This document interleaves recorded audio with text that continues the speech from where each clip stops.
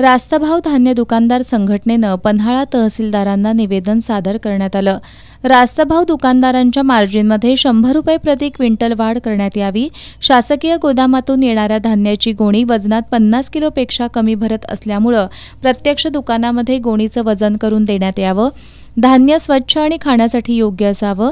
अस्वच्छ आणि खराब धान्याचा पुरवठा करण्यात येऊ नये। रेशन कार्डमधील प्रत्येक लाभार्थ्यांची आधार क्रमांकासह पडताळणी करणं ही निरंतर प्रक्रिया असावी। त्यासाठी वेळेचं बंधन नसावं। त्याचबरोबर ई-केवायसी आणि मोबाईल सेंडिंग करण्यासाठी प्रति सदस्य 50 रुपये इतकं शुल्क संबंधित लाभार्थ्यांकडून वसूल करण्याची परवानगी देण्यात यावी। तसंच धान्य वाटप करताना येणाऱ्या तुटीला मंजुरी मिळावी। शासनाच्या निर्देशानुसार यापुढे रास्तभाव दुकान मार्जिन नियमितपणे प्रत्येक महिन्याच्या 5 तारखेपर्यंत वितरित करण्यात यावं। शासकीय धान्य गोदामातून देण्यात येणारं धान्य हे केवळ ज्यूट बारदानामध्येच देण्यात यावं। 50 किलो प्लास्टिक पिशवीमध्ये देण्यात येऊ नये, अशा मागण्या या निवेदनात करण्यात आल्या आहेत। पन्हाळा तालुका रास्तभाव धान्य दुकानदार संघटनेचे अध्यक्ष आनंद लादे, उपाध्यक्ष राजू नारकर, सुजित खोपकर, विनायक चव्हाण यांच्यासह तालुक्यातील रास्तभाव धान्य दुकानदार उपस्थित होते।